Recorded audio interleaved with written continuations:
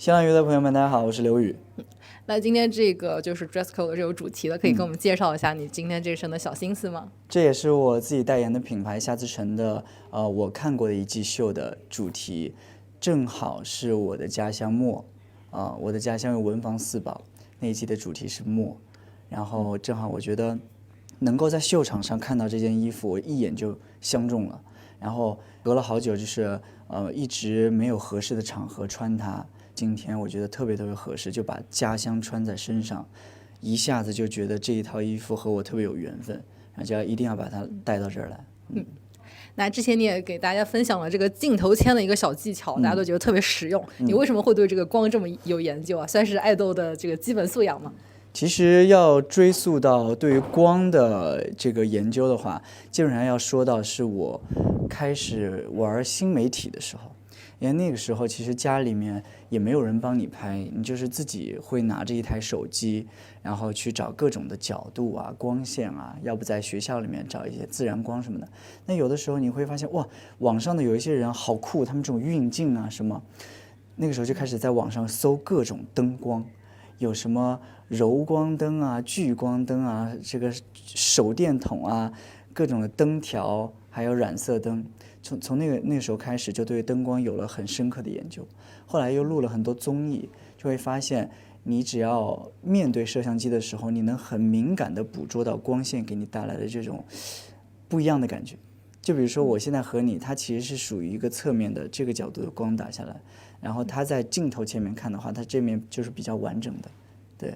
所以我能不看相机，我就能知道我脸上是什么样的。所以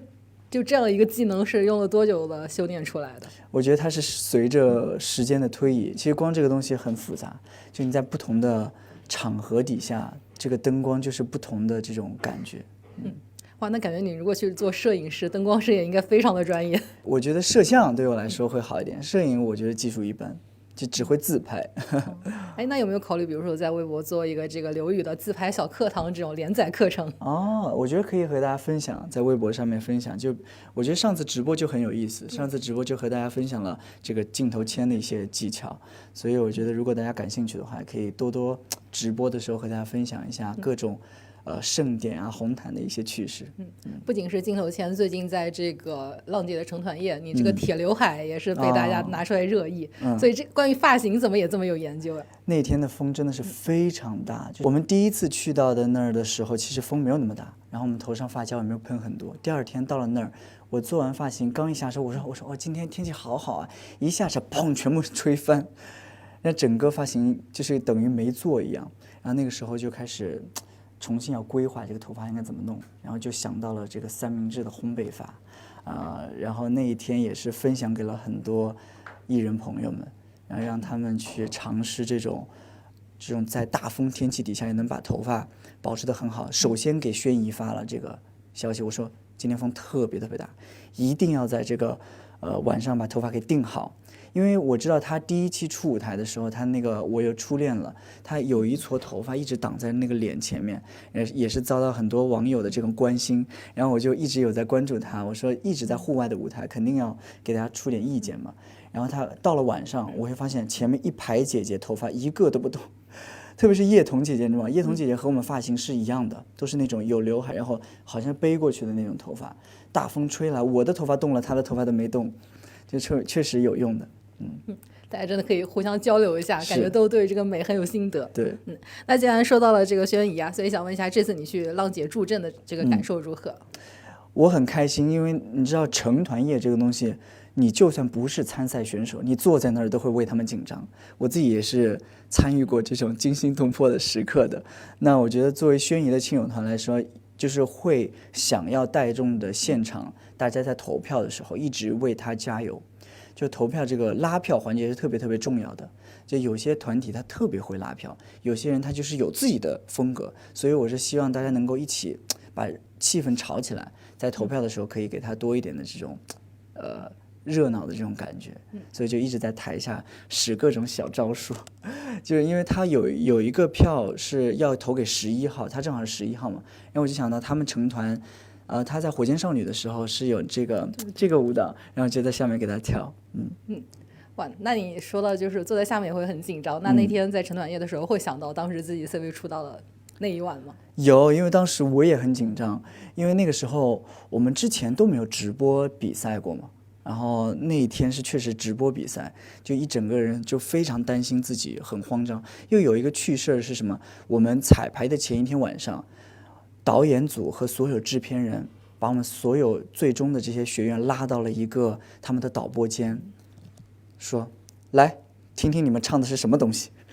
然后就把所有伴奏拉掉，然后只放出了那个干声，让我们所有人站在那儿听干声，每一个人唱出来的声音都特别明显。就因为彩排的时候，导演组一直在夸说刘宇他抓镜头抓得特别棒，什么什么都表现得非常不错。没想到放干声的时候放出我一句唱破音的地方，我一下就慌了，你知道吗？在比赛的前一天，然后后来我在比赛当天最紧张的就是我唱的那一句。所以当我唱的时候，一唱完，哇，发现完美，一整个人就是特别放松，后面自己的这种 solo 的地方也发挥得特别好。所以就是你的成团的夜其实是发挥的非常满意的一对晚上。对，那其实回忆起来也是一个非常完美的回忆了。完美完美，我觉得成团夜对我来说非常完美，就除了那个成团发言的时候有点太公式化了，然后现在想想也是因为当时还是比较青涩，又没有那种真实的那种想给大家分享的那种欲望，还是比较希望自己能够完美一点，发挥的不管是说话还是舞蹈。你想现在如果回到那个时候的话，还是希望能够说点人话的。那如果你现在来重新说成团夜的话，你会说什么？谢谢所有人，真的谢谢所有人。我觉得每一个人对我来说这是非常重要的。我就觉得不管坚持了多久吧，反正就是在这个成团夜的舞台上，每个人都是最重要的，没有名次之分。我觉得能够来到这儿就是非常闪耀的了。那你这次去浪姐给轩逸加油，就是跟她这个友谊是怎么样达成的？因为她是我学姐嘛，然后我们之前在参加节目的时候，会把所有的节目都温习一遍。那当我在看节目的时候，我就会发现，哇，她的性格很好，然后对于舞台非常非常用心。然后在看浪姐的时候，也是觉得，她在每一个舞台的处理上都有自己的小心思在，所以我觉得对于舞台特别认真的人来说是非常非常感动的。然后来到这儿也会发现，他一直有在为他自己的舞台和姐姐们怎么样的训练，因为相对于其他演员姐姐来说，她是比较专业的嘛，在唱跳方面，所以她能够带动这群姐姐们一起去朝那个目标努力，我觉得是很不容易的。那你这次是去了浪姐的舞台，就上去之后有没有考虑，比如说上 P 歌？因为我知道今年 P 歌其实是团体赛嘛，但我觉得今年很有意思，我也会为我的前队友们加油，而且我们一直有在聊天，而且我已经知道他们要演什么了，所以我还是为他们就是在心里面还是鼓励的，因为我知道他们这首歌非常有意思。包括前段时间我也看到他们网上有穿那个成团夜的制服，一看到就好像梦回了一样。对，那件衣服我家也有。对。所以这次对于他们要去 P 歌，有没有给一些什么小的建议啊？比如说这个发型啊方面的。因为他们录制的时候正在长沙最热的时候嘛，还是希望他们能够做好这个防汗的这个工作。因为在舞台上还是希望他们能够展现出真实的这种有实力的男团的这种形象。对，因为目前来说，他们其实个人赛的这个概念已经不是那么的比例那么重了。今年是团体赛嘛，所以我觉得团体之间的这种凝聚力，对于我们团来说还是非常棒的，毕竟我们一起生活了2年，对吧？所以也是为了这个团而战。对。那说到防汗有什么小妙招吗？防汗其实就是你要控制住自己，就是在衣服里面出汗，露在外面的地方少出汗，这个是有讲究的，就真的是你可以控制住自己。真的，但是我也分享不出来什么招，可能是这种肌肤的害羞的感觉，你要找到露在外面的，就比如说脸上的皮肤，你要找到它那种比较害羞的感觉，因为害羞的感觉，你会把这个整个衣服里面的这种皮肤是处于一个比较放松的感觉，那所以它的汗腺它可能会在这些地方排出来。感觉有点抽象，有点抽象，但其实是这样控制的。然后说到你最近也是转型做演员了嘛，拍了这个《岳灵奇迹》，所以自己转型做演员的感受如何？我觉得演员这个职业非常辛苦，因为我自己要投入很大量的这种情感。因为我在拿到剧本的时候，我会发现它是一个比较命运比较坎坷的角色，所以要投入的情绪很大。可能在刚开始入戏的时候，需要不断的去告诉自己怎么样去真实的呈现这个角色，然后郭导就来和我讲戏，然后和我聊天，把我一步步的带入到这个角色当中去。我觉得还是非常非常感谢他能够指导我一场场戏的。所以对于大家说你是古装美男，有看见这个评价吗？有，谢谢，谢谢。对，因为今天的出发图也是拍的中国风系列，也是觉得能够在这个主题之下很好的呈现自己的舒适区，然后又能打破一些之前的一些常规的一些形象，所以今天采用了那种中长发的概念，然后也会在背肌上这种写字，然后刘宇演技已经上了热搜嘛？你希望大家提起刘宇演技的时候，后面跟着的评价是什么？就我当然希望这个热搜可以重复的上，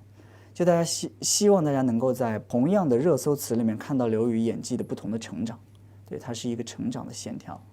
也不是说上了这个热搜就觉得大家让我觉得我演技很好，其实也并没有，因为我觉得初来乍到还是希望能够多多学习一些。好，期待你的新戏了，谢谢。谢谢。